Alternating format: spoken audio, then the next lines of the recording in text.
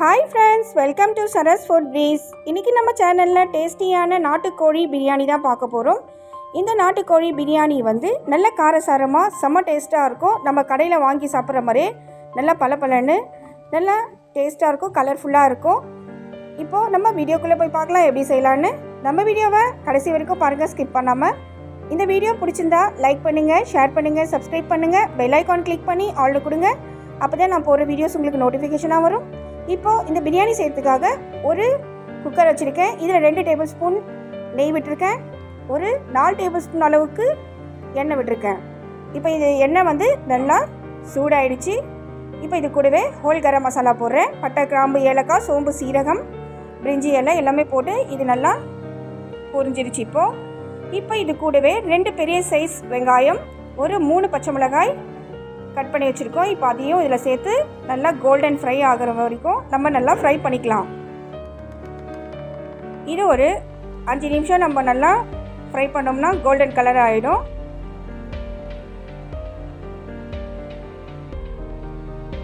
இப்போ பாருங்கள், இது வந்து நல்லா ஃப்ரை ஆகிடுச்சு. இப்போ ஒரு 4 தக்காளி நம்ம கட் பண்ணி வச்சுருக்கோம். அந்த தக்காளியும் இதில் சேர்த்துக்கலாம்.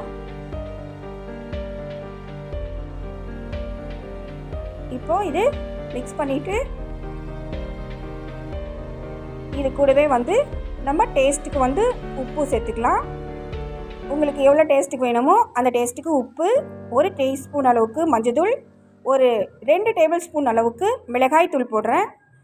நம்ம இந்த சிக்கன் வெந்த பிறகு நம்ம ரைஸ் கூட இன்னும் கொஞ்சம் கார உப்பெல்லாம் செக் பண்ணிவிட்டு இன்னும் கொஞ்சம் கூட நம்ம ஆட் பண்ணிக்கலாம்.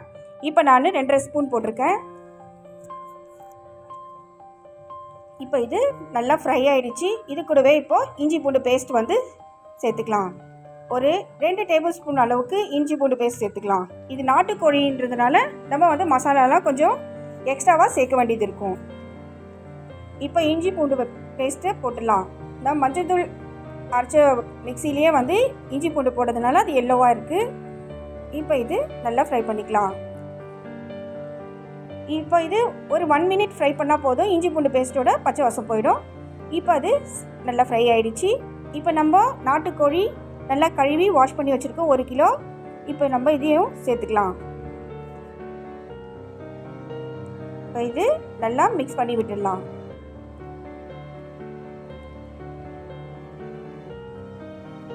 இப்போ பாருங்கள், நல்லா இது கூடவே சேர்த்து ஃப்ரை பண்ணியாச்சு. இப்போ நம்ம ரைஸ் வந்து எவ்வளோ எடுத்துருக்கோமோ அவ்வளோதான் தண்ணி விட்டு நம்ம இதை குக் பண்ண போகிறோம். நான் வந்து ரைஸ் வந்து 2.5 கிளாஸ் ரைஸ் எடுத்திருக்கேன். அதுக்கு வந்து ஒரு 4 கிளாஸ் தண்ணி வந்து எடுத்திருக்கேன், நல்லா சுடு தண்ணி. இதில் போட்டு இப்போ நம்ம வேக வச்சிடலாம். நான் வந்து ஒரு 10 விசில் வச்சு இந்த சிக்கன் மட்டும் ஃபஸ்ட்டு வேக வச்சு எடுத்துகிட்டு போகிறோம். இது சிக்கன் நல்லா வெந்து இந்த மசாலாலாம் நல்லா ஊறின பிறகு தான் நம்ம ரைஸ் வந்து கழுவி வச்சுருக்கோம் ஒரு 1/2 hour ஊறுறதுக்கு. அது நம்ம நல்லா தண்ணி வடிகட்டி போட்டுடலாம். ஃபஸ்ட்டு இந்த சிக்கனை இப்போ மூடி போட்டு ஒரு 10 விசில் வச்சிடலாம்.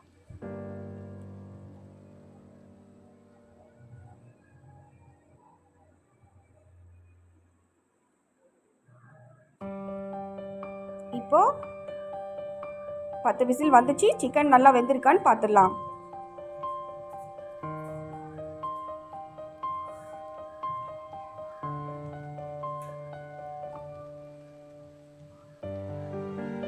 பாருங்க, சிக்கன் வந்து நல்லா பூ மாதிரி வெந்திருக்கு. இப்போ நம்ம 2.5 கிளாஸ் அரிசி வந்து ஒரு 1/2 hour முன்னாடி ஊற வச்சுருக்கோம், பாஸ்மதி ரைஸு. இப்போ இதில் போட்டுடலாம். இதுக்கு மேலே நம்ம இந்த குக்கரில் வந்து விசில் வைக்க போகிறதில்ல.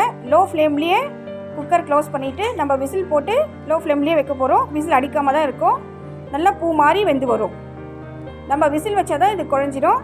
விசில் வைக்காமல் நம்ம அப்படியே குக் பண்ணிக்கலாம். ஒரு 15 நிமிஷம் நம்ம லோ ஃப்ளேம்லேயே வச்சுட்டு நல்லா க்ளோஸ் பண்ணிவிட்டு குக் பண்ண போகிறோம். இப்போ இது கூட ஒரு லெமன் நம்ம பிழிஞ்சு இதில் விட்டுருக்கோம். இப்போ நல்லா மிக்ஸ் பண்ணிக்கலாம்.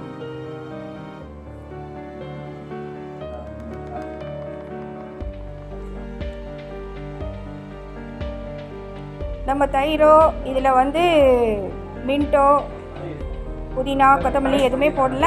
ஆனால் வந்து இது செம்ம டேஸ்ட்டாக இருக்கும். நம்ம ரெஸ்டாரண்ட்டில் வாங்கி சாப்பிட்ற மாதிரியே நாட்டுக்கோழி பிரியாணி செம்ம டேஸ்ட்டாக இருக்கும். இப்போ இதை க்ளோஸ் பண்ணி லோ ஃப்ளேமில் ஒரு 15 நிமிஷம் நம்ம அப்படியே குக் பண்ணிக்கலாம். அப்போ தான் வந்து அடியும் பிடிக்காது, நல்லா பூ மாதிரி வெந்து வரும். இப்போ 15 நிமிஷம் ஆயிடுச்சு. நான் ஓப்பன் பண்ணுற குக்கர். இப்போ பாருங்கள் எப்படி வெந்திருக்குன்னு. இப்போ பாருங்கள் நல்லா வெந்திருக்கு. இதில் இப்போது நம்ம கொத்தமல்லி தூவிட்டு நான் மிக்ஸ் பண்ணி காமிக்கிறேன். பாருங்கள் எப்படி சிக்கன்லாம் நல்லா வெந்திருக்கும், நல்லா பூ மாதிரி இருக்கும். இப்போ கொத்தமல்லி தூவிடலாம்.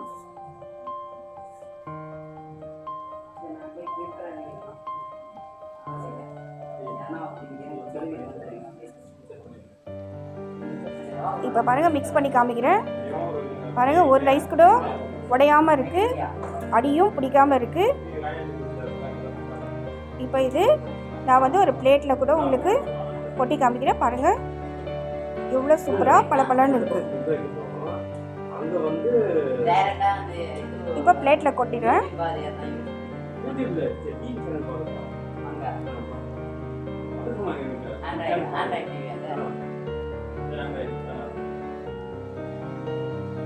இப்போ பாருங்கள் ஒன்றோட ஒன்று ஒட்டாமல் ரைஸ் வந்து நல்லா பளபளன்னு இருக்குது. நீங்களும் ட்ரை பண்ணி பாருங்கள். நம்ம சேனலில் நிறையா சிக்கன் பிரியாணி, வெஜ் பிரியாணி, நாட்டுக்கோழி பிரியாணிலாம் போட்டிருக்கோம். நான் அந்த லிங்க்கை வந்து டிஸ்கிரிப்ஷனில் அட்டாச் பண்ணுறேன். அந்த பிரியாணிக்கும் இந்த பிரியாணிக்கும் என்ன டிஃப்ரென்ஸ் இருக்குதுன்னு பாருங்கள். Thank you friends. இந்த வீடியோ பிடிச்சிருந்தா லைக் பண்ணுங்கள், ஷேர் பண்ணுங்கள், சப்ஸ்கிரைப் பண்ணுங்கள். தேங்க்யூ, டாடா, பாய்.